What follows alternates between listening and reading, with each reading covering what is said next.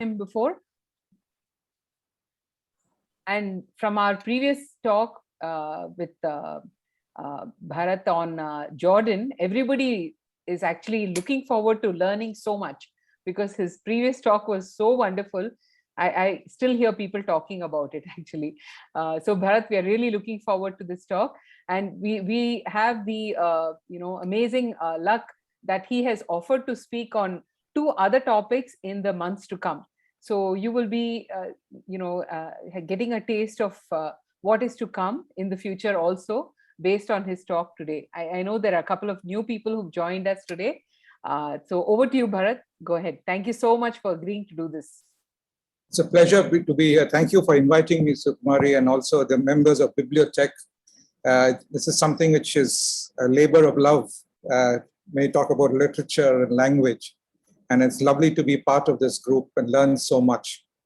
And I'm also thankful to Rinesh Hegde, a young man from Bangalore, bubbling with energy, intelligent beyond belief, dedicated even beyond that. He's the one who is converting all my papers into PowerPoint presentations.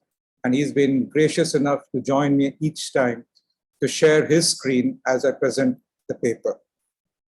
Today's paper, ladies and gentlemen, is about Rudyard Kipling.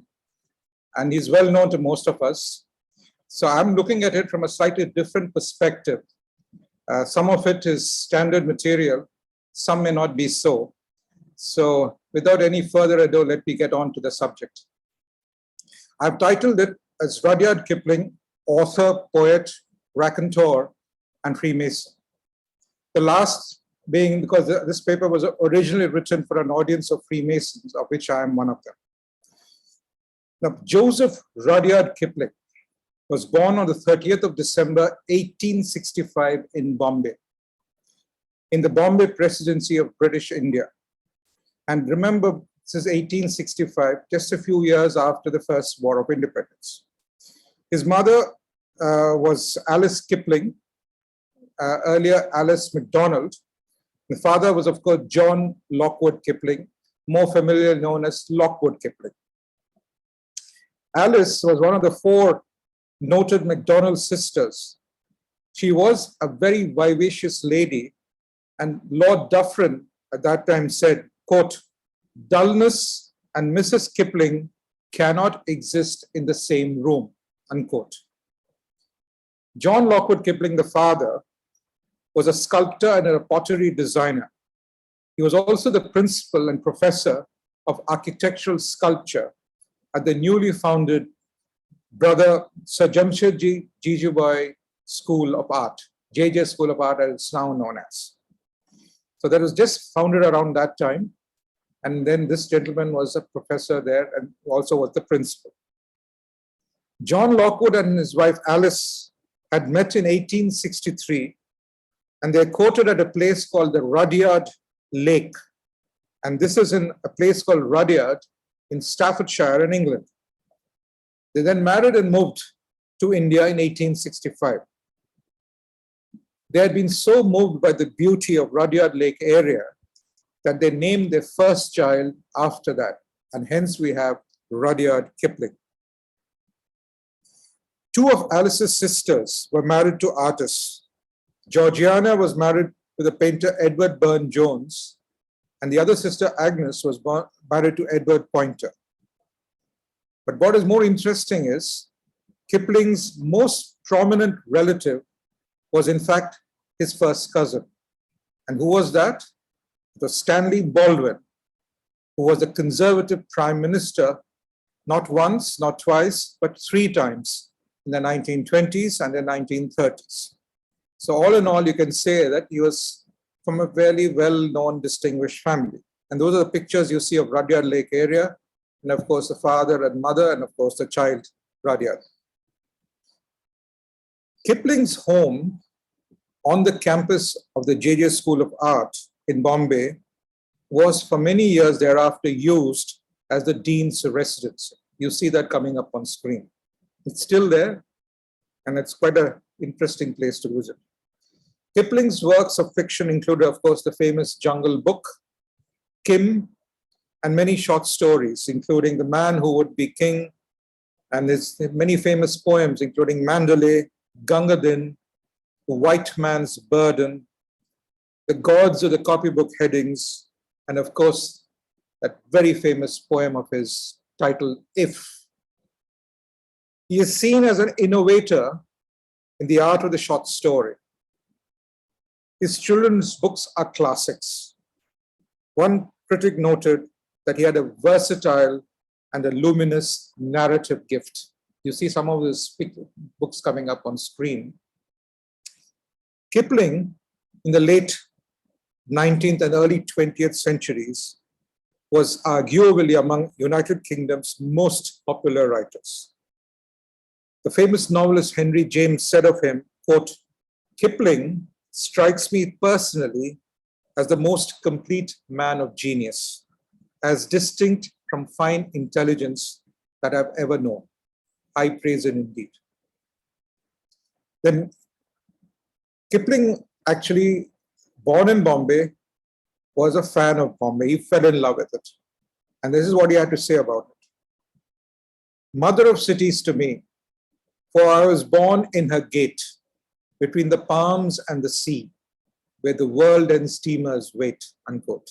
You can see the beginning of his poetic abilities.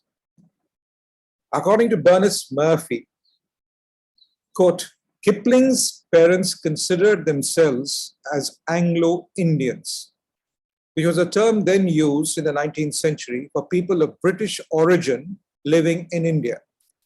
The meaning has since changed, of course, but then it just meant people of British origin living in India. And so would their son also be an Anglo Indian, though he spent the bulk of his life not in India but elsewhere. Complex issues of identity and national allegiance would become prominent in his fiction. Kipling referred to such conflicts in his own writings. For example, he said, quote, "In the afternoon heats before we took our sleep, she, the Portuguese ayah or nanny, or Mita, the Hindu bearer or male attendant, would tell us stories and Indian nursery songs, all unforgotten.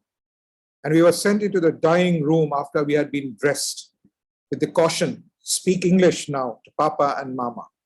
So one spoke English, haltingly translated out of the vernacular idiom that one thought and dreamt in," unquote. Very poignant little sentence out there. Let me now move on. These are some photographs of his early days in Bombay. He's there with his ayah and his siblings. Nice little photographs. I would like to talk a little bit about his early life in England. Kipling's days of strong light and darkness in Bombay ended when he was just 5 years old. As was the custom prevalent then in British India, he and his 3-year-old sister Alice were taken to the United Kingdom, in their case, to a place called Southsea in Portsmouth. There they went to live with a couple who boarded children of British nationals living abroad. For the next 6 years, from 1871 to 1877, the children lived with the couple. One Captain Price Agar Holloway, who was once an officer in the Merchant Navy, and Sarah Holloway. They lived at their house known as Lawn Lodge at 4 Campbell Road in Southsea. Kipling, in his autobiography, which he published 65 years later, recalled the stay with horror and wondered if the combination of cruelty and neglect which he had experienced there at the hands of Mrs. Holloway might not have hastened the onset of his literary life. You see that house still exists, and there's that blue plaque, the famous historical blue plaques of England. He says, quote, "If you cross-examine a child of 7 or 8 on his day's doings, especially when he wants to go to sleep, he will contradict himself very satisfactorily. If each contradiction be set down as a lie and retailed at breakfast, life is not easy. I have known a certain amount of bullying, but this was calculated torture, religious as well as scientific. Yet it made me give attention to the lies I soon found it necessary to tell. And this, I presume, is the foundation of literary effort, unquote.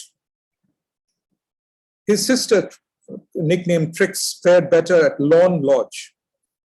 And Mrs. Holloway apparently hoped that Trix would eventually marry the Holloway's son. The two Kipling children, however, had no relatives in England that they could visit, except that they spent a month each at Christmas with a maternal aunt known as Georgiana and her husband, a person known as Edward Burne-Jones. And this was at their house known as the Grange in Fulham in London. Kipling called this home in London, quote, a paradise, which I verily believed saved me, unquote. In the spring of 1877, the mother Alice returned from India and removed the children from the Lawn Lodge. Kipling remembers this as, quote, often and often afterwards, the beloved aunt would ask me why I had never told anyone how I was being treated. Children tell little more than animals. For what comes to them, they accept as eternally established. Also, badly treated children have a clear notion of what they are likely to get if they betray the secrets of a prison house before they are clear of it, unquote. Imagine all that was going on in this little boy's mind at that time. Alice took the children out during the summer of 1877 to a place called Goldings Farm at Loughton. This is where it was, the picture coming up, where a carefree summer and autumn was spent on the farm and the adjoining forest. Some of the time with his cousin, Stanley Baldwin. In January 1878, Kipling was admitted to the United Services College at Westford Ho in Devon. You see that coming up on screen. Devon, this school was recently founded to prepare boys for the army. It proved rough going for him at first, but then it later led to him establishing very firm friendships and provided the setting for his schoolboy stories, Stocky and Company. I would encourage you to read Stocky and Company. This is a precursor of all those schoolboy novels. Kipling met and fell in love with Florence Gerard, who was boarding with Trix at Southsea, to which Trix had returned. Florence became the model for his character Macy in his very first novel, The Light That Failed. And so you can see the literary beginnings of this man. After that, to the end of his schooling, it was decided that Kipling did not have the academic ability to get into Oxford University on a scholarship, which was essential for the family. His parents, as I said, lacked the wherewithal to finance him. And so Kipling's father obtained a job for him in Lahore. So there he returned to India. By then his father had moved from Bombay. He had gone and become the principal of the Mayo College of Art and also the curator of the Lahore Museum. You see that picture coming up on screen. Kipling was to be the assistant editor of a local newspaper. It is known as the Civil and Military Gazette. He sailed for India the 20th of September 1882 and arrived in Bombay on the 18th of October. He described the moment years later as follows, quote, so at 16 years and 9 months, but looking 4 or 5 years older and adorned with real whiskers, which the scandalized mother abolished within 1 hour of beholding, I found myself at Bombay, where I was born, moving among the sights and smells that made me deliver in the vernacular sentences whose meaning I knew not. Other Indian boys have told me how the same thing happened to them, unquote. This arrival changed Kipling as he explains. Quote, there were yet 3 or 4 days rail to Lahore, whereby people lived. After these, my English years fell away, nor ever, I think, came back in full strength, unquote. So then he began his adult life in India. The Civil and Military Gazette, which was the newspaper Kipling was to call his mistress and his most true love, appeared 6 days a week throughout the year, except for one-day breaks for Christmas and Easter. Stephen Wheeler, the editor, he worked Kipling very hard. But Kipling's need to write was unstoppable. In 1886, he published his first collection of verse known as departmental ditties. And then in an article printed in the Chum's Boy Annual, an ex-colleague of Kipling's stated that, quote, he never knew such a fellow for ink. He simply reveled in it, filling up his pen viciously and then throwing the contents all over the office so that it was almost dangerous to approach him, unquote. The anecdote continues, quote, in the hot weather, when Kipling wore only white trousers and a thin vest, he is said to have resembled a Dalmatian dog more than a human being, for he was spotted all over with ink in every direction, unquote. Can you imagine that? Then in the summer of 1883, Kipling visited Shimla, then known as Simla, a well-known hill station and the summer capital of British India. By then, it was indeed the practice for the Viceroy of India and the government to move to Simla for 6 months, and the town became, quote, a center of power as well as pleasure, unquote. Kipling's family became annual visitors to Simla, and Lockwood Kipling was asked to serve in the Christ Church there. Rudyard Kipling returned to Shimla for his annual leave each year from 1885 to 1888, and the town featured prominently in many stories he wrote for the Gazette. Quote, my month's leave at Shimla, or whatever hill station my people went to, was pure joy. Every golden hour counted. It began in heat and discomfort by rail and road. It ended in the cool evening with a wood fire in one's bedroom, and next morn, 30 more of them ahead. The early cup of tea, the mother who brought it in, and the long talks of us all together again. One had leisure to work too, at whatever play or work was in one's head, and that was usually full, unquote. You see those pictures there, that is the famous Christ Church at the mall in Shimla, and it's still raised there, and incidentally, Freemasons Hall is the building abutting it, and on the top you see a part of the mall. Back in Lahore, 39 of his stories appeared in the Gazette between November 1886 and June 1887. Kipling included most of them in a book he was to publish called Plain Tales from the Hills, which was his very first prose collection.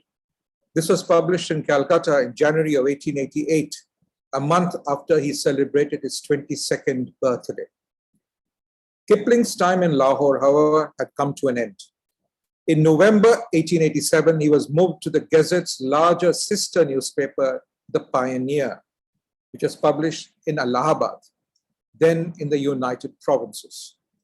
Here he worked as assistant editor and lived in a place called Belvedere House from 1888 to 1889. Kipling's writings continued at a frenetic pace.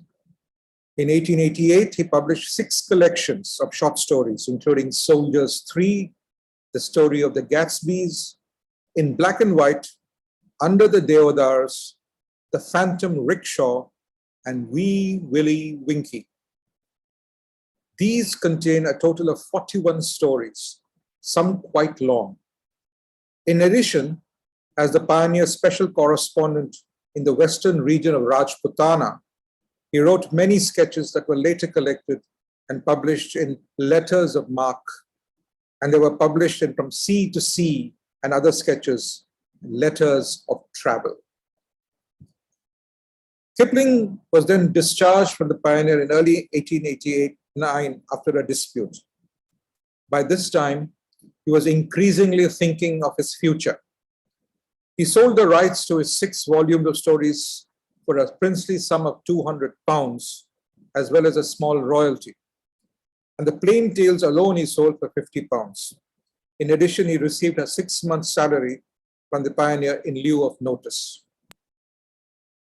I think we have lost somebody. Rinesh, we have lost you? No, sir, just disconnected. I'm just connecting it again. Okay, right. I'll continue, no problem. So then Kipling decided to return to London. But this time he chose a rather scenic route. He decided to return to London via the Far East and the United States of America. Kipling, he used the money which he had got to move to London, which he felt was the literary center of the British Empire. On the 9th of March, 1889, he left India, traveling first to San Francisco via Rangoon, Singapore, Hong Kong, and Japan. Kipling was favorably impressed by Japan, calling his people, quote, gracious folk and fair manners, unquote. Kipling later wrote that he had lost his heart to a geisha, whom he called Otoyo, while writing while in the United States, with the same trick across the Pacific, he wrote, quote, I had left the innocent East far behind, weeping softly for Otoyo. Otoyo was a darling, unquote. Kipling then traveled throughout the United States, writing articles for the Pioneer that were later published in the book From Sea to Sea and other sketches, and also letters of travel. Starting his North American travels in San Francisco, Kipling went north to Portland, Oregon. Then he went on to Seattle in Washington State, further up to Victoria and Vancouver in Canada, which was then, of course, part of British Columbia. He went on to Medicine Hat in Alberta, and then back into the United States to Yellowstone National Park. From there, he went to Salt Lake City, then east to Omaha in Nebraska, and on to Chicago in Illinois. From there, he went to Beaver in Pennsylvania on the Ohio River. He went to visit his friends, the Hill family. From there, he went to Chautauqua and later to Niagara Falls, back up into Canada, Toronto, down to Washington, D.C., New York, and Boston. In the course of his journey, he met Mark Twain in Elmira in New York and was deeply impressed. Kipling arrived unannounced at Twain's house and later wrote that he rang a doorbell. Quote, it occurred to me for the first time that Mark Twain might possibly have other engagements other than the entertainment of escaped lunatics from India, be they ever so full of admiration, unquote. As it was, Twain gladly welcomed Kipling and had a 2-hour-long conversation with him on trends in Anglo-American literature and about what Twain was going to write as a sequel to Tom Sawyer, with Twain assuring Kipling that a sequel was coming, although he had not decided upon the ending. Either Sawyer could be elected to Congress or he would be hanged. Twain also passed along the literary advice that an author should, quote, get your facts first, and then you can distort them as much as you please, unquote. Twain, who rather like Kipling, later wrote of their meeting, quote, between us, we cover all knowledge. He covers all that can be known, and I cover the rest, unquote. Kipling then crossed the Atlantic to Liverpool in October 1889. Then he made his debut in the London literary world, obviously to great acclaim. We now move on to his London phase. In London, Kipling had several stories accepted by magazines. He found a place to live for the next 2 years at Villiers Street, near Charing Cross, in a building subsequently known as Kipling House, coming up on screen. Quote, meantime, I had found me quarters in Villiers Street, Strand, which 46 years ago was primitive and passionate in its habits and population. My rooms were small, not over-clean or well-kept, but from my desk, I could look out of my window through the fanlight of Gatti's Music Hall entrance across the street, almost onto its stage. The Charing Cross trains rumbled through my dreams on one side, the boom of the Strand on the other, while before my windows, Father Thames under the shot tower walked up and down with its traffic, unquote. In the next 2 years, he published a novel titled The Light That Failed. He then had a nervous breakdown and met an American writer and publishing agent, a person called Wolcott Ballestier, with whom he collaborated on a novel known as the Naulaka. Now, this Naulaka is a title which he uncharacteristically misspelled. In 1891, as advised by his doctors, Kipling took another sea voyage to South Africa, Australia, New Zealand, and back to India. He cut short his plans to spend Christmas with his family in India when he heard of Balestier's sudden death from typhoid fever and decided to return to London immediately. Before his return, he used a telegram to propose to and to be accepted by Walcott's sister, a lady called Caroline Starr Balestier. She was commonly known as Carrie, whom he had met a year earlier, and with whom he had apparently been having an intermittent romance. Meanwhile, late in 1891, a collection of his short stories on the British in India, known as Life's Handicap, was published in London. On 18th of January 1892, Carrie Balestier was then aged 29, and Rudyard Kipling was aged 26, married in London. In, quote, the thick of an influenza epidemic, when the undertakers had run out of black horses and the dead had to be content with brown ones, unquote. Characteristic Kipling at his best. The wedding was held at All Souls Church in Langham Place. And you know who gave away the bride? It was none other than Henry James. Henry James gave away the bride. You see that. So obviously he was moving in the right literary circles. Now we move on to the next phase of his life, which is back to America. Kipling and his wife settled upon a honeymoon that took them first to the United States, including a stop at the Balestier family estate, which was near Brattleboro in Vermont. And from there, they went on to Japan. On arriving in Yokohama, they discovered that the bank, the New Oriental Banking Corporation, had failed. Taking this loss in their stride, they returned to the United States, back to Vermont. Carrie, by this time, was pregnant with their first child. They rented a small cottage on a farm near Brattleboro for a princely sum again of $10 a month. According to Kipling, quote, we furnished it with a simplicity that foreran the hire purchase system. We bought second or third hand a huge hot air stove which we installed in the cellar. We cut generous holes in our thin floors for its 8-inch tin pipes, and we were extraordinary and self-centered content. In this house, which they call Bliss Cottage, their first child, Josephine, was born. Quote, in 3 foot of snow on the night of the 29th of December, 1892. Her mother's birthday being the 31st and mine the 30th of the same month. We congratulated her on the sense of the fitness of things, unquote. These things seem to happen only to Kipling. Imagine your birthday on the 30th, your wife's on the 31st, and your daughter's on the 29th. Now, it was in this cottage that Kipling started developments on his idea of his very famous The Jungle Book. Quote, the workroom in the Bliss Cottage was 7 feet by 8, and from December to April, the snow lay level with its windowsill. It chanced that I had written a tale about Indian forestry work, which included a boy who had been brought up by wolves. In the stillness and suspense of the winter of 1892, some memory of the Masonic lines of my childhood's magazine and a phrase in Haggard's Nada the Lily combined with the echo of this tale. After blocking out the main idea in my head, the pen took charge, and I watched it begin to write stories about Mowgli and animals, which later grew into the 2 Jungle Books, unquote. With Josephine's arrival, Bliss Cottage was left to be congested.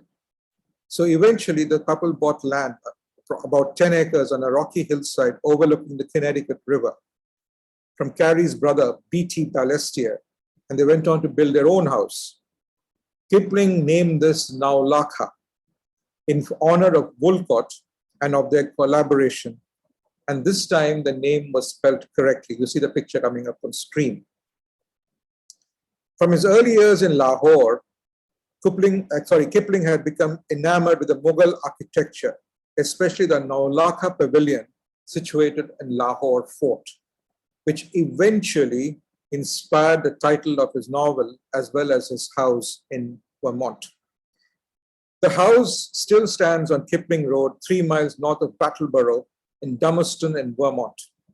It is a big, secluded, dark green house with shingle roof and sides, which Kipling called his ship, which has brought him sunshine and a mind at ease. His seclusion in Vermont, combined with his healthy, sane, clean life, made Kipling both inventive and prolific. In a mere 4 years, he produced, along with the Jungle Books, a book of short stories known as The Day's Work, a novel, Captains Courageous, and a profusion of poetry, including the volume The Seven Seas. The collection of the Barrack Room Ballads was issued in March 1892, was published individually for the most part in 1890, and contained his famous poems Mandalay and Gangadin. He especially enjoyed writing the Jungle Books and also corresponding with many children who wrote to him about them. The writing life in Naulaka was occasionally interrupted by visitors, including his father, who visited soon after his retirement in 1893. Another prominent visitor was the British writer Arthur Conan Doyle, who brought his golf clubs, stayed for 2 days, and gave Kipling an extended golf lesson. Incidentally, I'll be speaking about Doyle in a month or so from now. Kipling seemed to take to golf, occasionally practicing with the local congregational minister and even playing with red painted balls when the ground was covered with snow. However, winter golf was, quote, not altogether a success because there were no limits to a drive. The ball might skid 2 miles down this long slope of the Connecticut River, unquote. In February 1896, Elsie Kipling was born, the couple's second daughter. By this time, according to several biographers, their marital relationship was no longer light-hearted and spontaneous. Although they would always remain loyal to each other, they now seem to have fallen into set roles. In a letter to a friend who had become engaged around this time, the then 30-year-old Kipling offered this somber counsel. Marriage principally taught, quote, the tougher virtues, such as humility, restraint, order, and forethought, unquote. Later in the same year, he temporarily taught at Bishop's College School in Quebec in Canada. The Kiplings loved their life in Vermont and might have lived out their lives there were it not for 2 incidents, one of global politics, the other of family discord. By the early 1890s, the United Kingdom and Venezuela were in a border dispute involving British Guyana. The US had made several attempts to arbitrate, but in 1895, the new American Secretary of State, a person called Richard Olney, upped the ante by arguing for the American right to arbitrate on grounds of sovereignty on the continent, which he saw as an extension of the Monroe Doctrine. This raised hackles expectedly in Britain, and the situation grew into a major Anglo-American crisis, with talk of war on both sides. Although the crisis eased into greater United States-British cooperation, Kipling was bewildered by what he felt was persistent anti-British sentiment in the United States, especially in the press. He wrote in a letter that it felt like, quote, being aimed at with a decanter across a friendly dinner table, unquote. By January 1896, he had decided to end his family's good, wholesome life in the United States and seek their fortunes elsewhere. A family dispute became the final straw. For some time, relations between Carrie and her brother Beatty Balestier had been strained, owing to his drinking and insolvency. In May 1896, an inebriated Beatty encountered Kipling on the street and threatened him with physical harm. The incident led to Beatty's eventual arrest, but in the subsequent hearing and resulting publicity, Kipling's privacy was destroyed, and he was left feeling miserable and exhausted. In July 1896, a week before the hearing was to resume, The Kiplings packed their belongings, left the United States, and returned to England. Now, ladies and gentlemen, I mentioned to you that during his stay there in Vermont, he wrote this famous poem, Gangadhar. I would like you to watch a small video clipping of the last scene from Gangadhar. This is based on the movie made on that particular poem.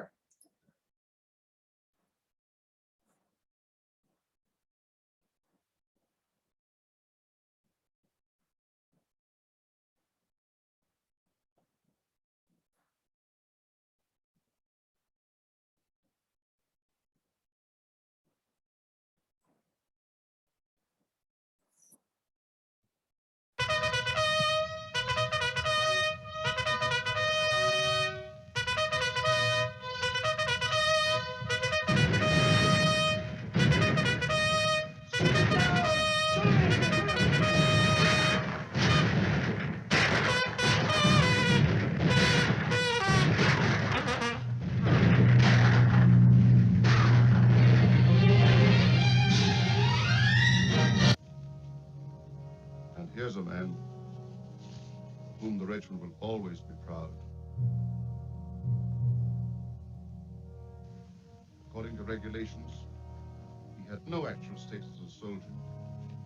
But those of us who had the privilege of serving with him today know that if ever a man deserved the name and rank of soldier, it was he.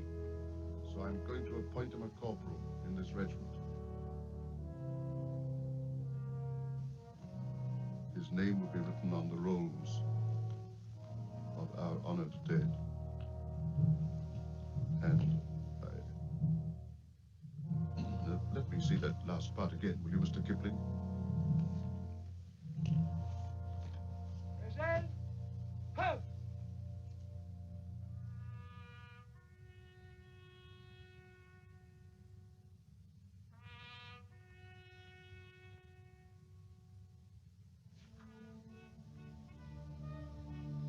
So I'll meet him later on at the place where he has gone, where it's always double drill and no canteen. He'll be squatting on the coals, giving drink to poor damned souls. And I'll get a swig in hell from Gunga Din. Yes, Dean, Dean, Dean. Your Lazarusian leather, Gunga Din. Though I belted you and flayed you.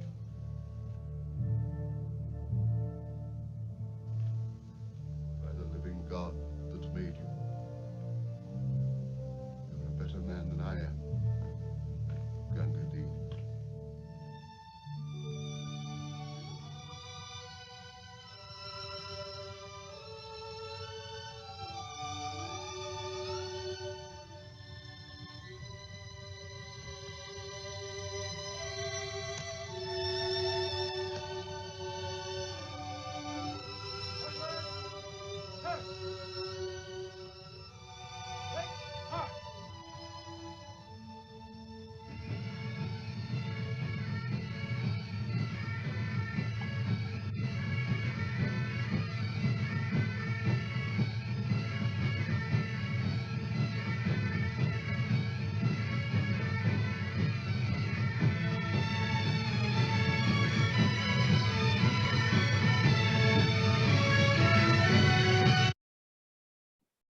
Ladies and gentlemen, that was the last scene from the movie Gangadhar, based on his poem.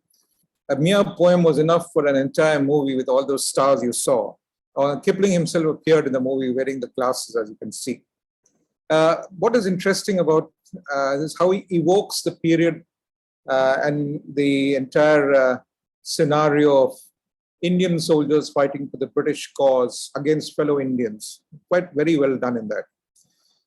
Now, coming back to the main story, he returned to England once again, and in September 1896, they were in a place called Torquay in Devon on the southwestern coast of England, in a hillside home overlooking the English Channel.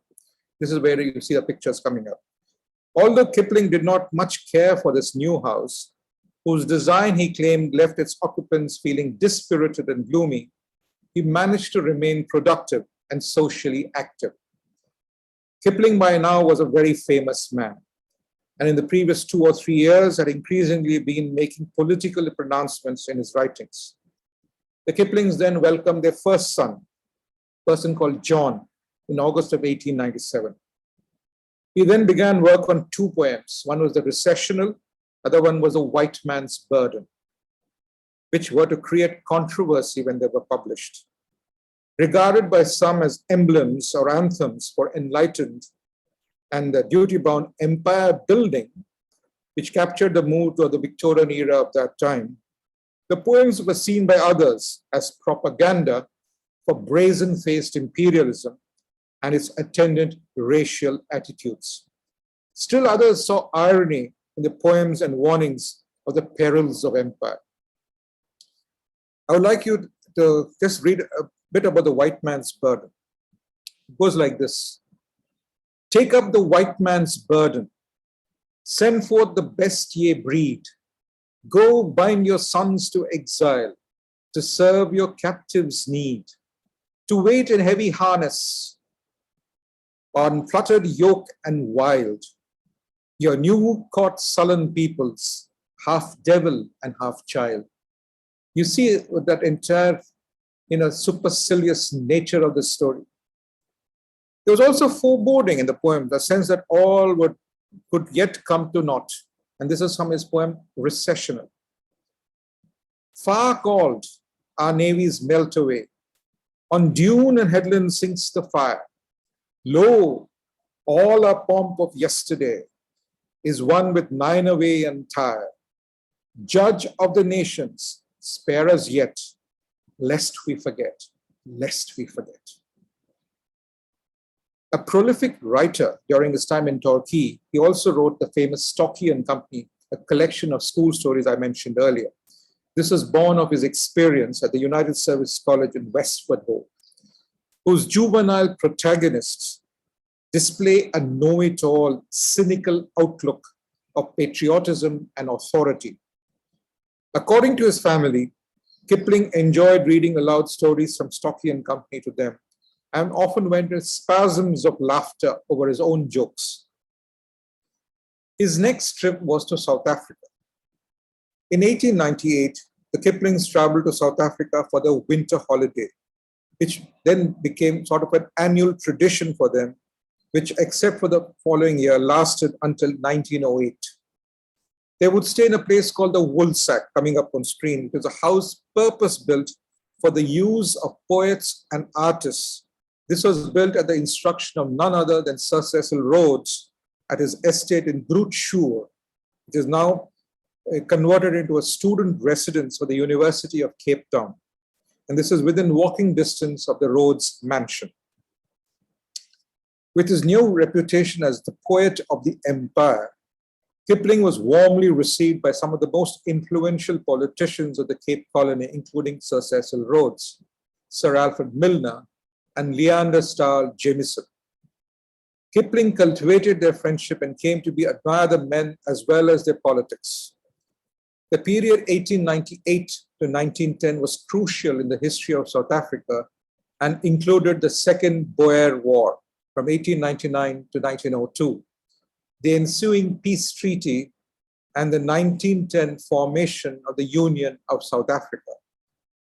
Back in England, Kipling wrote poetry in support of the British cause in the Boer War, and on his next visit to South Africa in early 1900, became a correspondent for The Friend, which was a newspaper in Bloemfontein, which had been commandeered by Lord Robert, who was a British commander. From there on, he went, that's Lord Robert coming up on screen. That's Cecil Rhodes on screen. And he's as a caricature of him striding across the entire dark continent, as he called it. Kipling returned to England yet again. This time, besides his literary pursuits, he got involved in the politics of the time.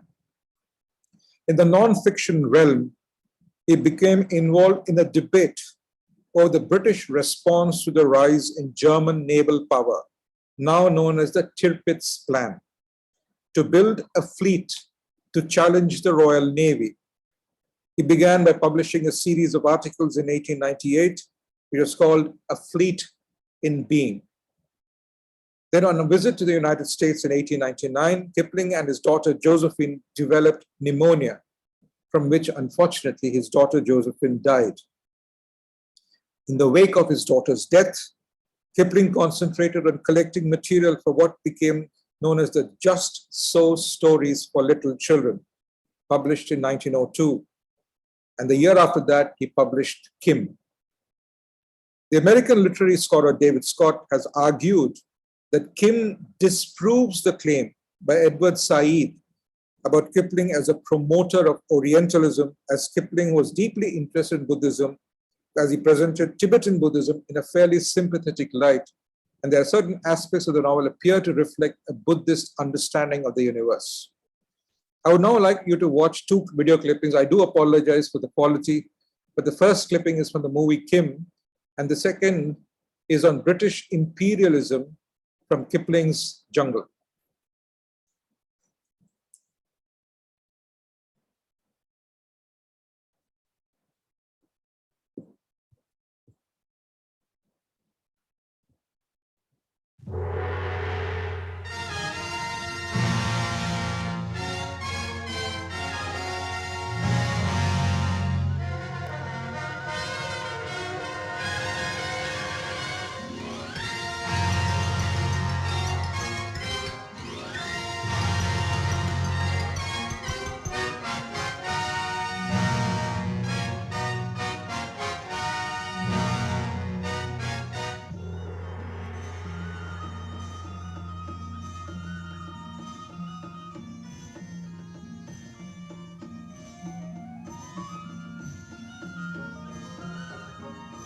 The Spangled Curtain opens to reveal India, gateway to the East, turbulent empire of unbelievable magnificence.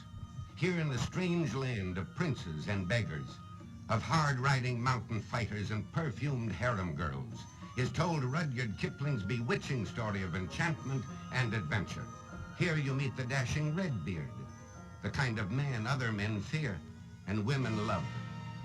Here before your very eyes, as if conjured up by witchcraft, appear scenes of rare grandeur and mystery. Palaces that gleam like sapphires in the sun. The strange bazaars filled with forbidding men of 100 races. The enthralling loveliness of the River of the Arrow as it springs from the desert. The threat of wild bandits who roam the Khyber Pass. Down, keep down. The night is full of eyes. But for this meeting, your head would be full of holes. They plan to shoot you. As I ride into camp. No, after you are asleep. The plan is for a bull to kindle a fire near you and make you an easy target. Mahbubali does not die this night. Give me that rifle. I'll give you only a warning, Saab. To pull that trigger would only warn our men who approach.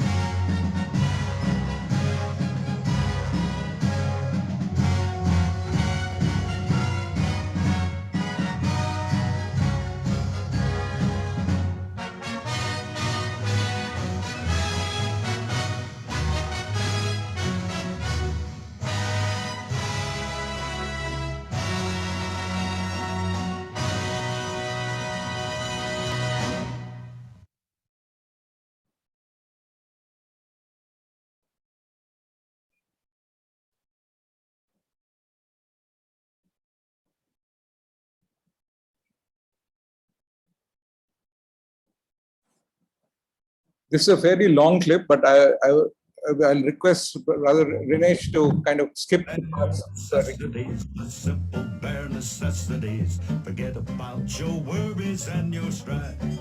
For many years now, The Jungle Book is well recognized among audiences for being one of the most iconic animated movies created by Walt Disney Studios. Many who have grown up with this film know it best for its memorable songs and charming characters. Yet what very few of them seem to truly understand or know about is the source material upon which the film was originally based. The famous adventures of Mowgli, the orphan boy who grows up among the animals in the jungles of India, are, in fact, drawn from a few stories in a collection of animal tales written by British author Rudyard Kipling.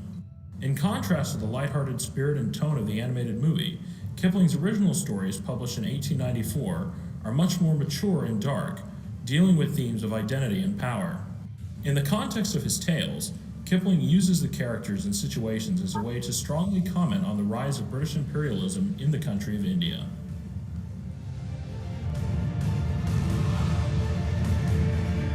During this period, the British were colonizing Asia and Africa as a means of expanding their power, similar to what the United States would later do in Cuba, the Philippines, and Guam. In response to the Treaty of Paris that had followed the Spanish-American War in 1898, Kipling wrote his most famous poem, The White Man's Burden.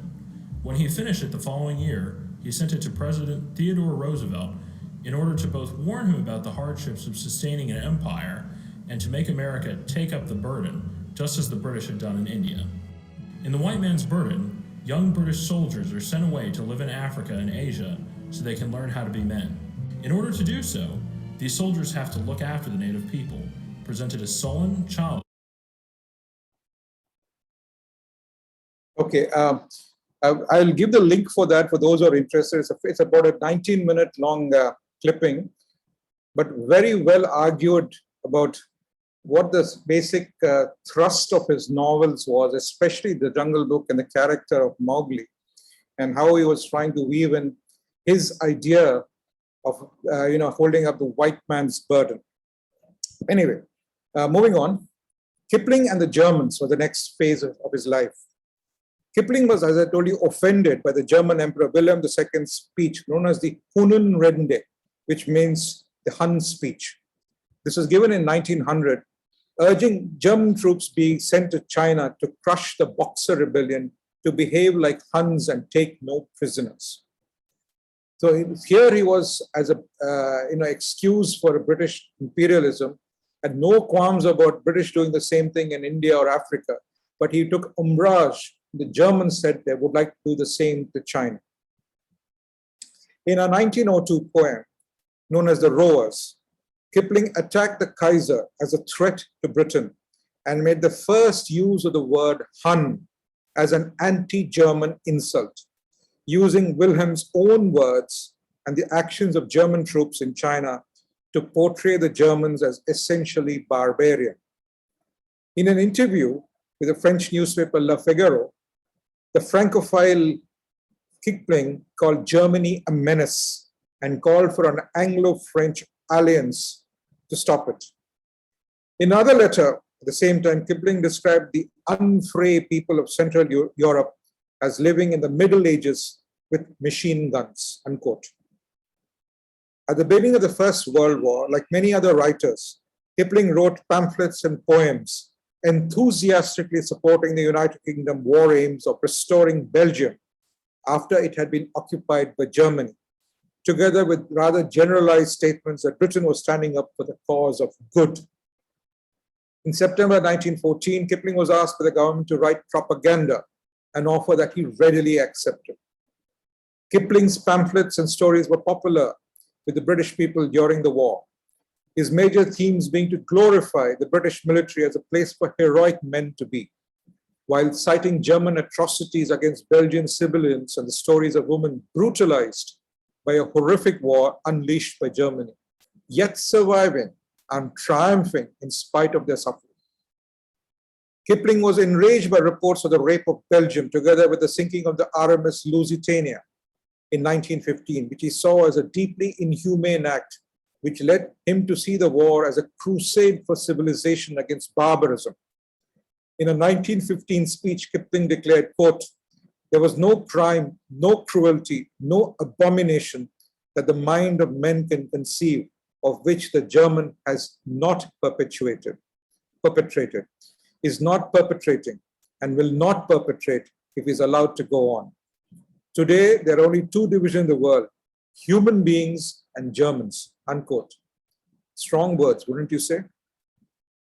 Alongside his passionate antipathy towards Germany, Kipling was privately deeply critical of how a war was being fought by the British Army, complaining as early as October 1914 that Germany should have been defeated by now, and something must be wrong with the British Army.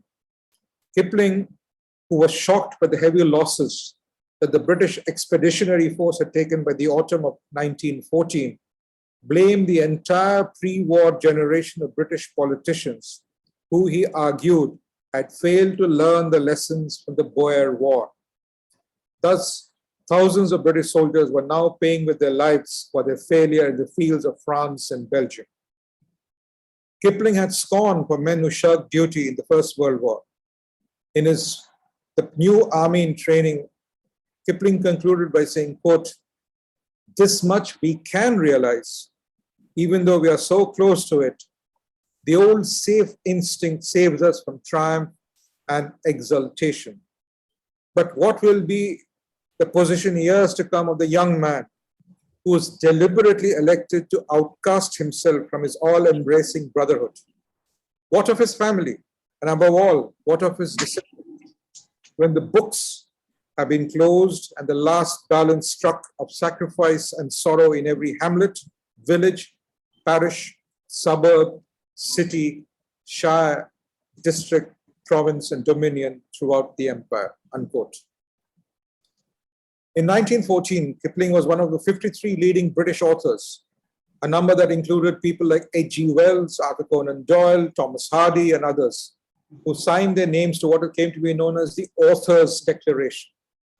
This manifesto declared that Germany's invasion of Belgium had been a brutal crime, and that Britain, quote, "could not without dishonor have refused to take part in the present war," unquote. Kipling's son John was killed in action at the Battle of Loos in September 1915, when he was only 18 years old. John initially wanted to join the Royal Navy, but having had his application turned down after he failed the medical examination due to poor eyesight, he opted to apply for military service as an army officer. Again, his eyesight became an issue.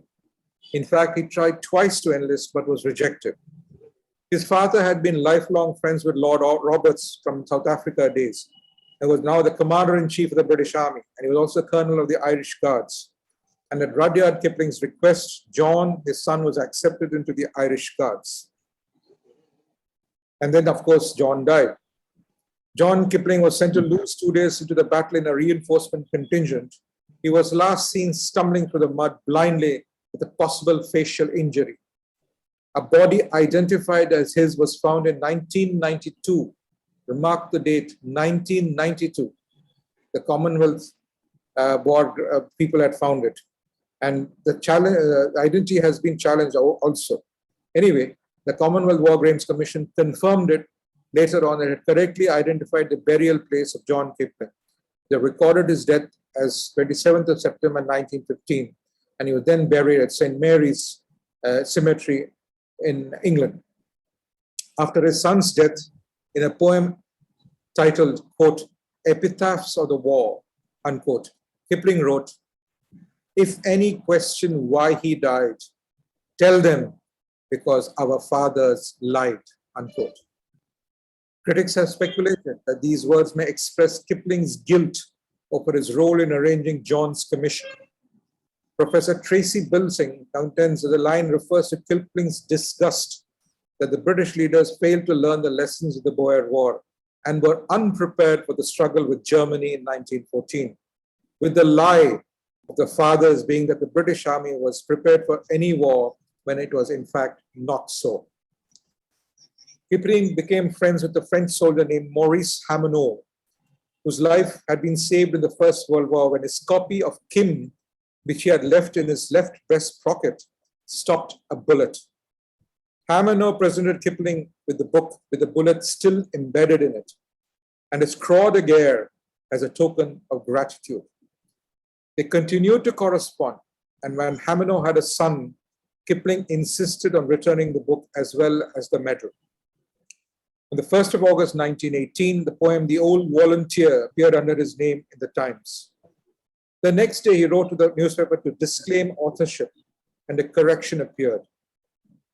Although the Times employed a private detective to investigate, the detective appears to have suspected himself of being the author, and the identity of the hoaxer was never established.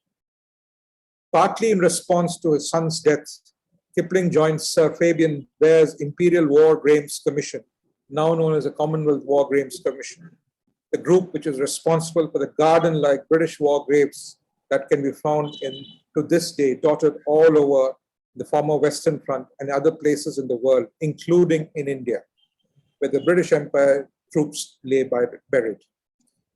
His main contribution to the project were his selection of the biblical phrase, quote, "Their name liveth forevermore."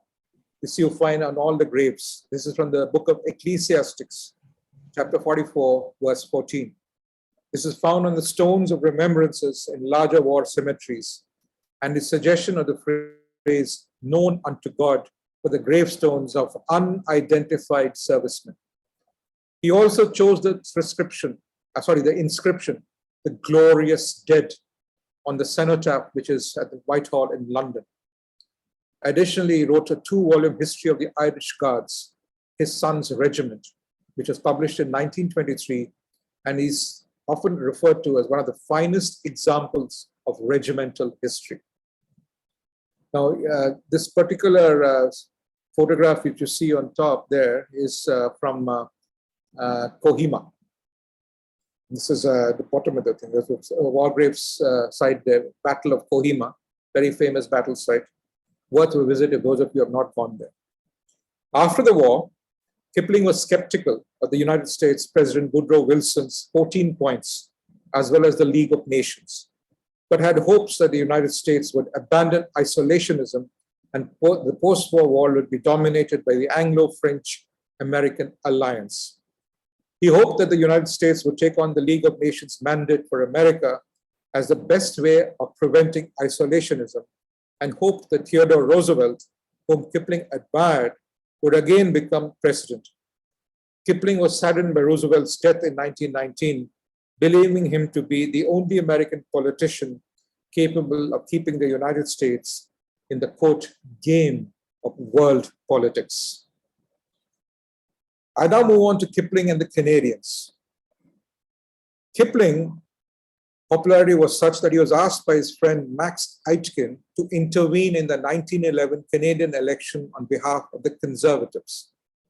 In 1911, the major issue in Canada was a reciprocity treaty with the United States signed by the then Liberal Prime Minister, Sir Wilfrid Laurier, and vigorously opposed by the Conservatives under Sir Robert Borden. On the 7th of September 1911, the Montreal Star newspaper published a front-page appeal against the agreement by Kipling, who wrote, quote, "It is our own soul that Canada risks today. Once that soul is pawned for any consideration, Canada must inevitably conform to the commercial, legal, financial, social, and ethical standards which will be imposed on her by the sheer admitted weight of the United States," unquote. At the time, the Montreal Daily Star was Canada's most read newspaper. Over the next week, Kipling's appeal was reprinted in every newspaper in Canada and is credited with having helped to turn the Canadian public opinion against the Liberal government. I now move on to the Kipling and the Irish. Kipling sympathized with the anti-Home Rule stance of the Irish Unionists, who opposed Irish autonomy. He was friends with Edward Carson, the Dublin-born leader of the Ulster Unionism, who raised the Ulster Volunteers to prevent Home Rule in Ireland. Kipling wrote in a letter to a friend that Ireland was not a nation, and that before the English arrived in 1169, the Irish were a gang of cattle thieves living in savagery and killing each other while writing dreary poems about it all. In his view, it was only British rule that allowed Ireland to advance. A visit to Ireland in 1911 confirmed Kipling's prejudices. He wrote that the Irish countryside was beautiful, but spoiled by what he called the ugly homes of Irish farmers, with Kipling adding that God had made the Irish into poets, having deprived them of the love of life and the knowledge of color. In contrast, Kipling had nothing but praise for the decent folk of the Protestant minority and the Unionist Ulster, free from the threat of constant mob violence. Kipling then wrote the poem Ulster in 1912, reflecting his unionist policies. Kipling often referred to the Irish Unionists as our party. He had no sympathy or understanding for Irish nationalism, seeing Home Rule as an act of treason by the government of the Liberal Prime Minister of that time, H. Asquith, that would plunge Ireland into the Dark Ages and allow the Irish Catholic majority to oppress the Protestant minority. The scholar David Gilmore wrote that Kipling's lack of understanding of Ireland could be seen in his attack on John Redmond, who was the Anglophile leader of the Irish Parliamentary Party, who wanted Home Rule because he believed it was the best way of keeping the United Kingdom together. He saw this man as a traitor working to break up the United Kingdom. Ulster was first publicly read at a Unionist rally in Belfast, where the largest Union Jack ever made was unfolded. Kipling admitted it was meant to strike a hard blow against the Asquith government's Home Rule bill. Quote, rebellion, rapine, hate, oppression, wrong and greed are loose to rule our fate by England's act indeed, unquote. Ulster generated much controversy with the Conservative Member of Parliament, Sir Mark Sykes, who was a Unionist, was opposed to Home Rule, condemning Ulster in the Morning Post as, quote, a direct appeal to ignorance and deliberate attempt to foster religious hatred, unquote. From Canada and Ireland, let me now move on to the Bolsheviks. Kipling was a staunch opponent of Bolshevism, a position which he shared with his friend Henry Rider Haggard of the famous Solomon story. The two had bonded in Kipling's arrival in London in 1889, largely due to their shared opinion, and remained lifelong friends. Kipling was hostile towards communism, writing of the Bolshevik takeover in 1917 that 1/6 of the world had passed bodily out of civilization. In a 1918 poem, Kipling wrote of Soviet Russia that everything good in Russia had been destroyed by the Bolsheviks, and all that was left was, quote, the sound of weeping and the sight of burning fire and the shadow of a people trampled into the mire, unquote. In 1920, he founded the Liberty League with Haggard and Lord Sydenham. This short-lived enterprise focused on promoting classic liberal ideas as a response to the rising power of communist tendencies within Great Britain, or as Kipling put it, to combat the advance of Bolshevism. In 1924, Kipling was opposed to the Labour government of Ramsay MacDonald as Bolshevism without bullets. He believed that Labour was a communist front organization and excited orders and instructions from Moscow. And he wanted to expose Labour as such to the British people. Kipling's views were on the right, on the far right. I now move on to the Nobel Prize for Literature. In 1907, he was awarded the Nobel Prize for Literature, having been nominated in that year by Charles Oman, who was a professor at the University of Oxford. He thus became the first Englishman to so recognized. The prize citation said, it, quote, in consideration of the powers of observation, originality of imagination, virility of ideas, and remarkable talent for narration, which characterize the creations of this world-famous author, unquote. At the awards ceremony in Stockholm on the 10th of December, 1907, the permanent secretary of the Swedish Academy, Carl David of Wirsen, praised both Kipling and 3 centuries of English literature. Quote, the Swedish Academy, in awarding the Nobel Prize in Literature of England, literature this year to Rudyard Kipling, desires to pay a tribute of homage to the literature of England, so rich in manifold glories, and to the greatest genius in the realm of narrative that that country has produced in our times, unquote. So that is his Nobel Prize for Literature. And of course, you see the medal there.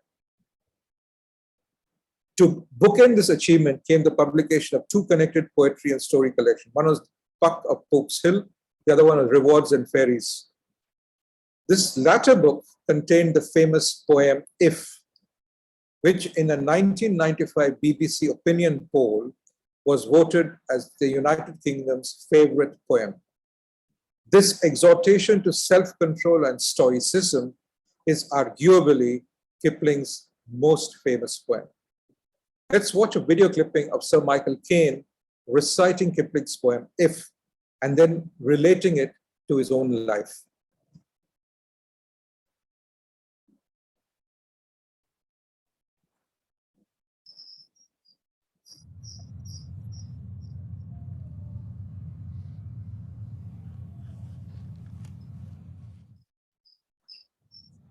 If you can keep your head when all about you are losing theirs and blaming it on you, if you can trust yourself when all men doubt you, but make allowances for their doubting too, if you can wait and not be tired by waiting, or being lied about, don't deal in lies, or being hated, don't give way to hating, and yet don't look too good nor look too wise. If you can dream and not make dreams your master, if you can think and not make thoughts your aim, if you can meet with triumph and disaster and treat those two impostors just the same, if you can hear the truth you've spoken twisted by knaves to make a trap for fools, or watch the things you gave your life for broken, and stoop and build them up with worn-out tools, if you can make one heap of all your winnings and risk it on one turn of pitch and toss, and lose and start again at the beginning, and never breathe a word about your loss, if you can force your heart and nerve and sinew to serve your turn long after they are done, and so hold on when there is nothing in you except the will which says to them, hold on. If you can talk with crowds and keep your virtue, or walk with kings nor lose the common touch, if neither foes nor loving friends can hurt you, if all men count with you, but none too much, if you can fill the unforgiving minute with 40 seconds worth of distance run, yours is the earth and everything that's in it, and which is more, you'll be a man, my son.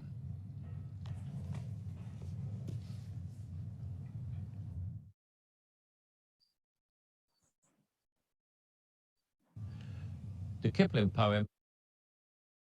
Okay, I think the video quality is not that great, so we'll avoid the rest of it. I'll give the link in the paper. I'll circulate the paper to all, so you can have a look at it at your leisure.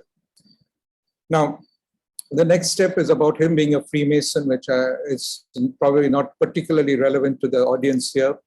But these are all the facts about his Freemasonic career. And he's written a number of books and that. He's also been inspired by many of the things. But what is very interesting is I'd like to talk about is one of his famous, this is his entire Masonic career. And one of his very famous poems is known as The Mother Lodge. And I would like to talk about that because that has some very interesting stories. He mentions in one of his letters to the Times, I was secretary for some years of the lodge, which included brethren of at least 4 creeds. I was entered by a member of the Brahmo Samaj, a Hindu, the next degree of fellowcraft by a Mohammedan, and the third final degree of Master Mason by an Englishman. And Tyler was an old Indian Jew. So you can see that this is what inspired his poem, The Mother Lodge. And I'd like to talk about the Mother Lodge.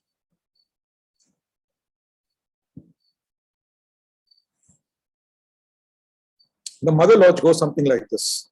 There was Rundle, station master, and Beasley of the rail, and Ackman, commissariat, and Duncan of the jail, and Blake, conductor sergeant, our master twice was he, and him that kept the Europe shop, old Framji Edalji. Outside, Sergeant Sir, salute salam. Inside, brother, and it doesn't do him harm. We met upon the level and we parted on the square, and I was junior deacon in my mother lodge out there. We had Bolanath, accountant, and Saul the Aden Jew, and Din Muhammad, draftsman of the survey office too. There was Babu Chakrabarti and Amir Singh the Sikh, and Castro from the fitting sheds, the Roman Catholic. We hadn't good regalia, and our lodge was old and bare, and we knew the ancient landmarks, and we kept them to a hair.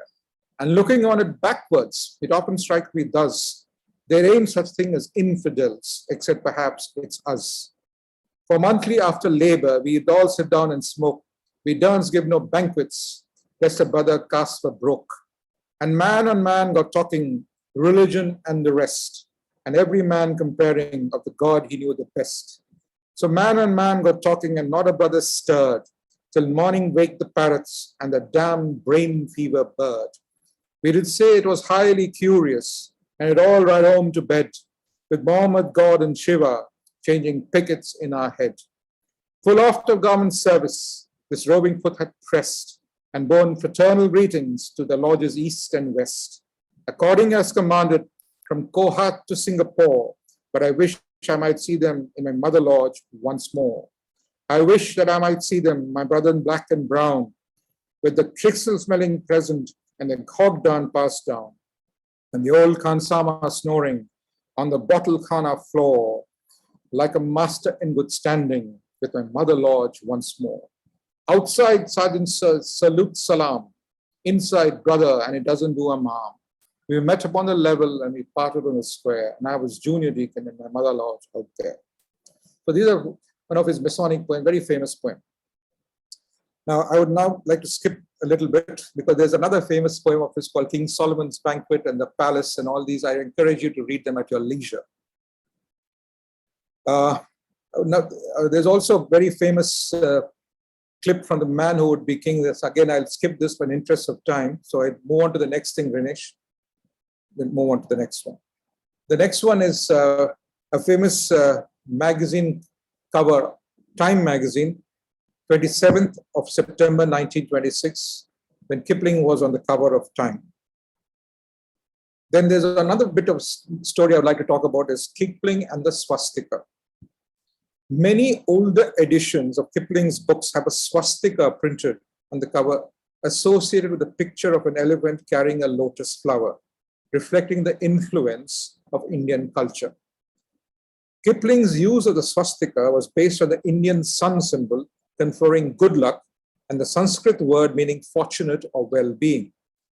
He used the swastika symbol in both right and left-facing forms, and it was in general use by others at the time. In a note to Edward Boke after the death of his father Lockwood in 1911, Kipling said, quote, "I'm sending with this for your acceptance as some little memory of my father to whom he was so kind, the original of one of the plaques that he used to make for me. I thought it being a swastika would be appropriate for your swastika. May I bring you more good fortune," unquote.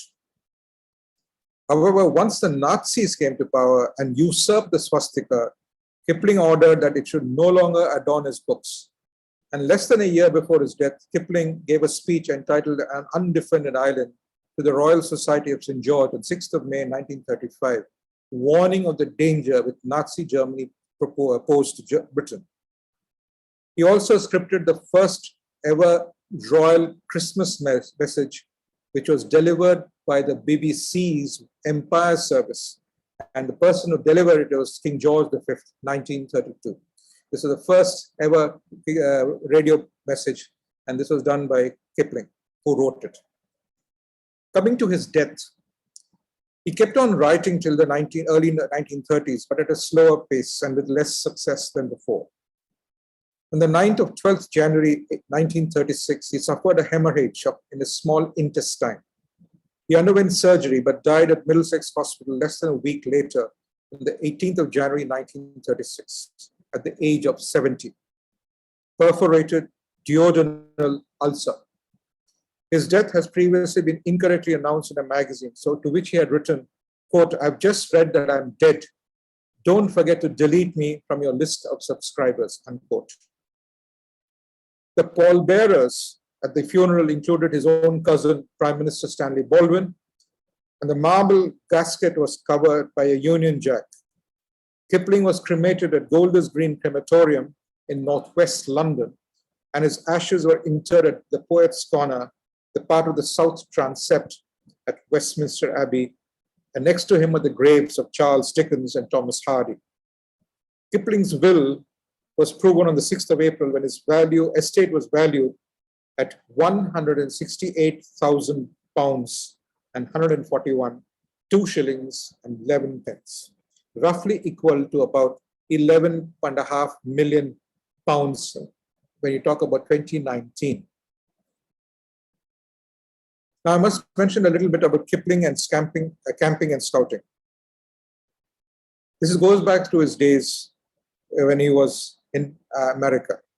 In 1903, Kipling gave permission to Elizabeth Ford Holt to borrow themes from the Jungle books to establish what they called Camp Mowgli's, which was a summer camp for boys on the shores of Newfound Lake in New Hampshire.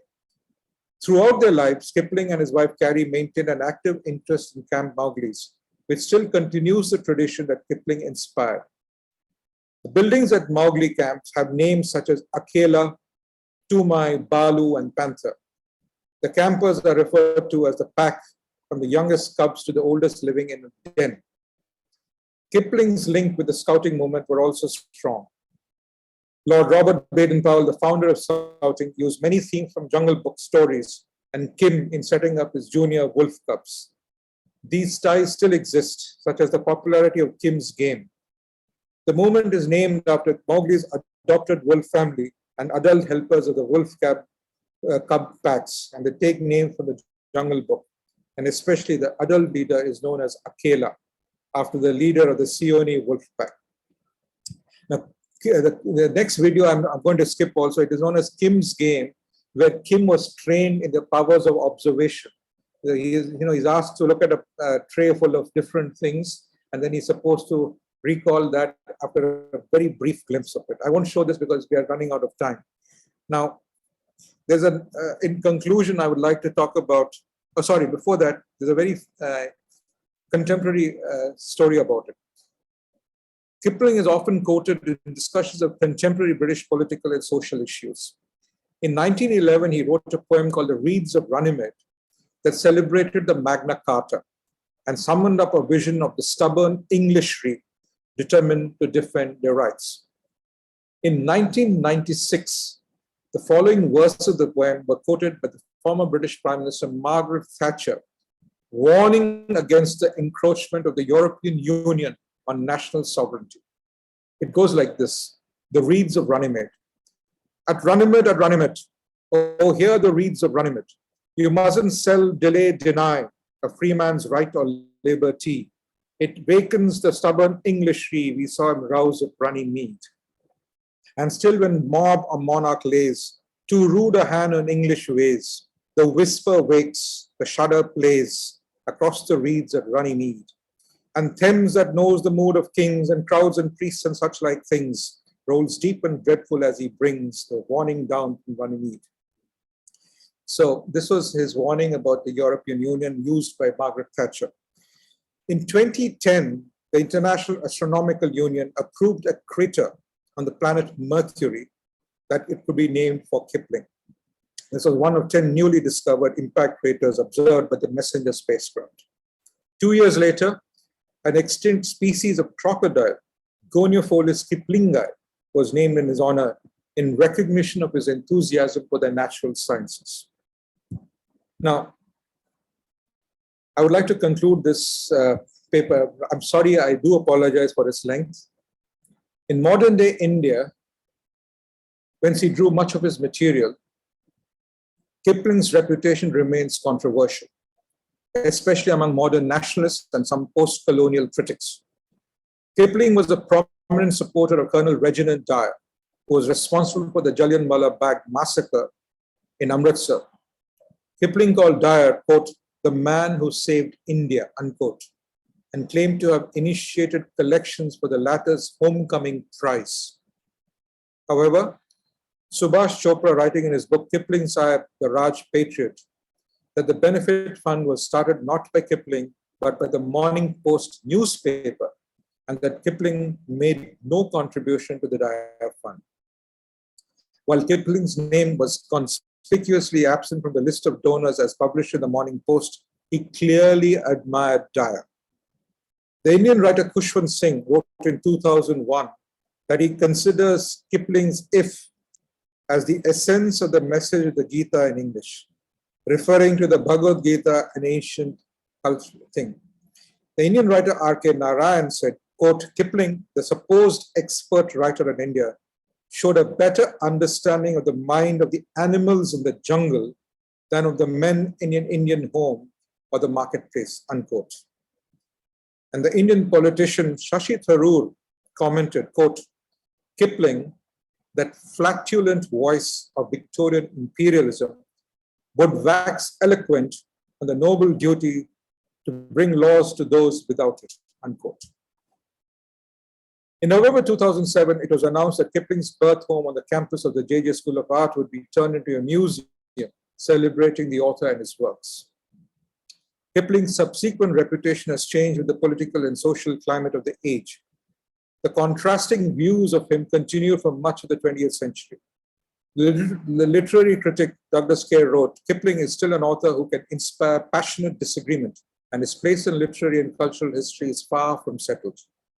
But as the age of the European empires recedes, he is recognized as an incomparable, if controversial, interpreter of how a newspaper empire was experienced. That and an increasing recognition of his extraordinary narrative gifts make him a force to be reckoned with, unquote. One cannot deny that Kipling was a gifted writer, poet, and journalist. His acute powers of observation, his eye for the local topography, customs, and practices was second to none. It is also equally true that he was an ardent believer and proponent of an imperious outlook, firmly convinced that the white man knew best and deserved to rule over the others. Ultimately, he displayed absolute disdain for the others, no compassion, no acknowledgement of their inherent rights, no acceptance of alternative narratives. In short, he was a racist to the core.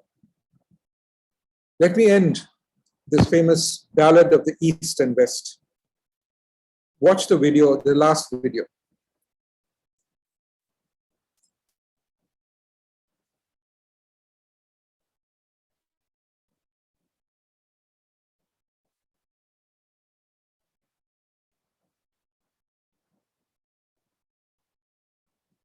Now east is east, and west is west, and never the twain shall meet, till earth and sky stand presently at God's great judgment seat. But there is neither east nor west, border nor breed nor birth, when two strong men stand face to face, though they come from the ends of the earth. Kamal is out with 20 men to raise the border side, and he has lifted the colonel's mare that is the colonel's pride. He has lifted her out to the stable door between the dawn and the day, and turned the colkins upon her feet and ridden her far away. Then up and spoke the colonel's son that led a troop of the guides, Is there never a man of all my men can say where Kamal hides? Then up and spoke Muhammad Khan, the son of the Rasuldah, If ye know the track of the morning mist, you'll know where his pickets are. At dusk he harries the Abazai, at dawn he is into Bonaire, but he must go by Fort Buccleuch to his own place to fare. So if you gallop to Fort Buccleuch as fast as a bird can fly, by the favour of God ye may cut him off ere he win to the tongue of Jagai. But if he be past the tongue of Jagai, right swiftly turn ye then, for the length and breadth of that grisly plain is sown with Kamal's men. There is rock to the left and rock to the right, and low-lean thorn between, and ye may hear a breech-bolt knick when never a man is seen. The colonel's son has taken a horse, and a raw, rough dun was he, with the mouth of a bell and the heart of hell and the head of the gallows tree. The colonel's son to the fort has won, they bid him stay to eat. Who rides at the tail of a border thief, he sits not long at his meat. He's up and away from Fort Buccleuch as fast as he can fly, till he was aware of his father's mare in the gut of the tongue of Jagai. To Are do you so got plain that? with his I father's think name Dinesh- scrawled upon her back. So it's a fairly longish poem, but it basically talks about the East and the West and how the twain shall meet. So it's a very interesting poem, and I would like to end there because I don't want to take more of your time. These are my references, ladies and gentlemen. Once again, thank you very much, Rinesh, for sparing your valuable time to be with me, and also for having converted this paper into a presentation.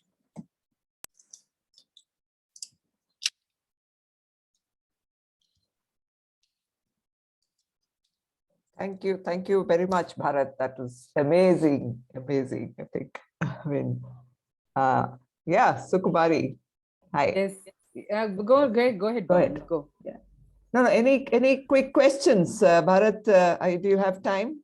Yeah, sure. Yeah. Okay. Any quick questions, anyone?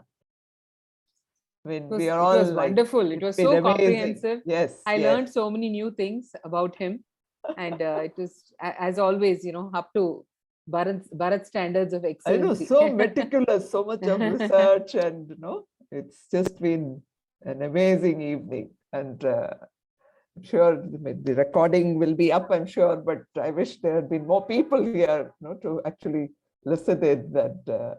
I think people had other, commitments, Yeah, but good thing we have a recording so people can go back and listen to this. Actually, I want to listen to the recording once again, although Definitely, even I do. Yes, and me Bharat, too. Please do share those. Please send the link. And also the paper itself, I will send it to, I put it in our group, bibliothèque group, so that anyone, great. Not a problem. I'll do that later today. And I do apologize for the quality of the videos because they're very old lifts from the movies, so we couldn't get much better than that. But I just wanted to show you, for you to get a feel for that times and the stories. If you notice that film about movie Kim, there was a scene of the Ghats of Banaras. Yes. Banaras. Now also, yes. It's not really different from what it was when the movie was shot. That's what is so amazing about some places in India.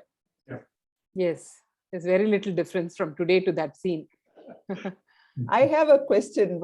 I'm curious, what made you go into so much of depth into Kipling? What drew you? Well, I'm this journey. One of those nutcases who likes to go into depth in whatever I do. So Kipling has been something which has fascinated me right from school days. Ever since we had Kipling, a Jungle Book, and one of our books way back in middle school. So, and after that, having visited some of the places, for example, I went to his house in Vermont, Brattleboro. I also saw that, and having been a scout, all these things. So there was some connect there. And the other connection was the Freemasonic aspect of it. So when I heard that he was a Freemason, and then I started looking at his works from that point of view, I found a lot of resonance there, especially as I read that particular poem known as the Station Master. He's also got something called Solomon's Banquet, and it's very, very evocative of the Masonic concepts in those novels. Those poems. So these are all a lot of things there, and while I was doing my research to find out more about him. See, it was very easy to dismiss him as a racist without first going through what he has done in his life. But having gone through and studied whatever he has done, I then came to the conclusion that he was in fact a racist. There's no excuse for that. But he was a product of his time. See, we are all of us now in the 21st century. So we were more or less born and brought up in the later half of the 20th century, much after the British had left. So there's always that disconnect with reality when you're from a different era altogether. So to impose our standards and our thought on a different time may not be fair. But that doesn't excuse the behavior. I'm just saying that, we need to keep that at the back of our mind.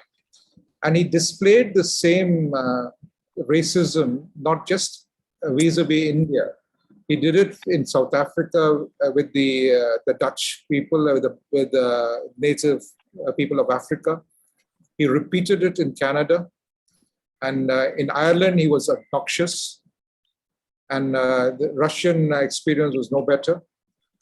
And wherever he went, he left a trail of that same, disdain for the non-English, let's put it that way. Even the Scottish and Irish were fair game for him. His only liking, I would say, for a non-Englishman was the French. Nobody else. Bharat, I just want to tell you, this is you did a fantastic job. Yeah, and also Kipling has been a fascination for me since my school days. And I had just finished reading this Empire Land by Satnam Sanghera. And I don't know, whatever you said is sort of resonating with what I read. And it was brilliant. But I want to ask you, would you see this, leaving aside Kipling's ideas of empire, racism, everything, but don't you think how he grew up, his childhood, had a lot of impact on the kind of person he became? True. You know, that sense of abandonment and, deprivation of maternal and parental love was what made him what he became, right? No quarrel with what you're saying, Mridula. That's entirely possible. As I mentioned, that he was sent back to England when he was only 5 years old. His sister was only 3. Can you imagine them being plucked out of home and being put on a ship all the way back? Yeah. Then made to stay with a couple who were quite horrific. Right. That would have certainly charred his early childhood, and it would certainly had an effect on his later life also. But at the same time, you see that there's a bundle of imperfections and yes, contradictions also, imperfections and contradictions, both. Both. And at one stage, he talks about his fondness for the Aya, for the Khan Sama and other people, and that how he was able to relate to them in their language. And when he had to be warned by them that now when you're going to meet your mother and father, speak English, not the local language. So he had to reorient himself in those few times he spent with his parents. So that is one aspect of his life growing up as a young boy. And then he goes to England. He has this horrible time with this couple that he is staying with. And then he joins a school which he didn't like. And then after that, he goes into the special school meant to train for the army. And then he finds some kind of brotherhood there. Comes back to India, immediately reconnects with the influence that he has had. And then he again reverts back to being the Gora Sahib, the Bharat. Right. Yeah, so it's kind of a cycle of his what should I say, his belief, his attitude, and his So it's a very complex man. He's not absolutely but his writing is brilliant. Oh, yes. You cannot doubt that. It's like reminds me of Naipaul, obnoxious but fantastic writing. you back that. But Mridula, I don't agree with what you say that, it's like trying to find a reason why he was a racist. I don't think that that is correct way of even thinking. He was no, it's not. But I was just curious. That's all. He was racist, plain and simple. He was obnoxious. I don't deny it at all. But it's very hard to. I'm seeing some of the comments in the chat. I don't know if you can see it, Bharat. But Geeta has asked about, her kind of confusion about a person who's like this and who's written the poem If. And I think Kushwant Singh was spot on when he said that it's some summary of the Bhagavad Gita. And the thing is that it's very hard to imagine that a person like this who's so racist can also write something which is so incredibly beautiful. Of course, we can understand it. Hitler was an artist. Hitler could paint very well. Yeah. So but that kind of fine, sensitive understanding of what it takes to be a human being and how to live, which is, it's amazing, that poem If, right? I think every Indian loves it. It's like, so to reconcile that, to reconcile that with a person who was on the side of Dyer, that makes no sense at all. No, it makes absolute sense to me, because if you look at any of the propaganda writing. I look at Kipling as part propaganda, okay? But if you look at any kind of propaganda writing, which is creatively done, they're all like that. It is like that. Because even if you look at what the Nazi Germany put out, it is so poetic, but it is awful, it is obnoxious. So it goes hand in hand, Sukumari, some of the best writing, which is racist, is very creative. Yeah, but this is like that's why philosophy, it's convincing. No? That's why Yeah, it is this convincing. is such fine thinking. Of course, if anyone who knows the Bhagavad Gita knows that everything he's saying there is in the Bhagavad Gita, what Krishna has You can said. interpret it any way you like, no? No, it is a poem. That's It's the a beauty, beautiful no? poem. All that is fine. But it's just hard to reconcile that a person of such fine, sensitive thinking can also have another side which is so insensitive to the plight of a person who's non-white, non-English. But I think that goes hand in hand, is what I'm saying. When you read up people who are far right, and who are very successful writers or successful orators, you see how hand in hand it goes. Also the way he reacted after the famous Jallianwala Bagh massacre. Yeah, right. Show any humanity at all. Exactly. Yeah, that was really shocking. He was, though he didn't do anything, he wanted to get the credit for having created a fund for Kaya's retirement. Yeah, right. You mentioned that. It shows you what a fractured human being he was. Yes, absolutely. Yeah. And I think you have done a wonderful job in bringing out, in such a studied, structured way. You have brought, you've put all the different parts of his, personality, his facets in this presentation. It was really very interesting. Really nicely done, Bharat. Very nice. I know. Excellent. Thank you so much. And I'm so glad I was, attended this. It was a wonderful session and a wonderful evening. Very, very memorable. I had to run away, but I joined, but it was wonderful. Yeah, really. Sukumari, I think you summed it up very well. Such a complex personality, and in such a short time to put it across. That's why I want to listen to it again. Yes, because there is so much, and each facet has so many different things going on. Exactly. So it's more than reading the script of your talk, to go through the YouTube talk will be very nice. Actually, very nicely done. Thank you so much, Bharat. On behalf of Bibliotech and the IIT Alumni Center, thank you so much on behalf of all of us who were here to listen to this wonderful talk. Really amazing, and we are really looking forward to your future talks. Thank you. Sukumari, can I bomb this moment for a moment?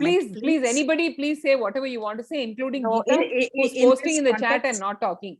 Yeah, in this context, I want people to read Satnam Sanghera's new book, The Empire Land.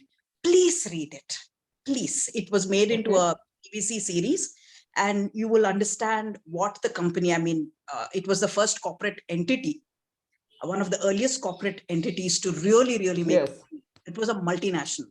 So you must read it. It is a brilliantly written book. Okay. So I did my promotion. I know. He should be grateful to you. I know. all the authors that you read should be grateful to you, Mridula, because you're always promoting all of them. No. He's good, yeah. He's brilliant. So I think we should read. Thank you, Bharat. So what is your next talk going to be? I thought I'll do Conan Doyle next. That will be lovely. Is he a Mason as well? I don't know about that. Next month we'll see if we can find a suitable date for all of us. Yeah, I think he is. He's a Mason as well, Bharat? Yeah, he's a Mason too. I think he is. That's why Bharat has chosen him. People who have an interesting literary background, and their life had much more than just the literature. Right. Conan Doyle, when I was reading about him, researching into his background, there are some astonishing things that he has done which I never knew before. Very nice. Wow, we'll look forward to that. Yeah, really looking forward to that. And you had mentioned that he had visited Kipling, no, in Vermont. Yes, they were good friends. They were good, Yeah. and the friendship started off in South Africa, and then it continued in England. I've been to Brattleboro, Vermont long ago, and I think I even visited this place, but at that time it didn't really make much of a difference. But now, after listening to your talk, I'm thinking that the next time I go to to the US, I'll try and visit the place again, because it'll mean so much more now. You know, The Camp Mowgli still continue, by the way. There's every yeah. Camp Mowgli even now. Thank you so much, Thank you Mr. so Bharat. Thank you. I'm really, I don't know. I'm still not able to take in how, without any judgment, you've done such in-depth study that only very few evolved souls can do that. And I think next 2 days I won't sleep. Thank you very much indeed. And thanks also to Rinesh for doing the PPT so well with all the video links and all of that. Thank you to the IIT Alumni Center for allowing us to host this session. Thank you all. Have a good evening and see you for the next BiblioTalk. Bye. Bye-bye. Thank you. Thank you. Good night. Thank you, Suku, for introducing here. Thanks. Not Bye. at all. Bye.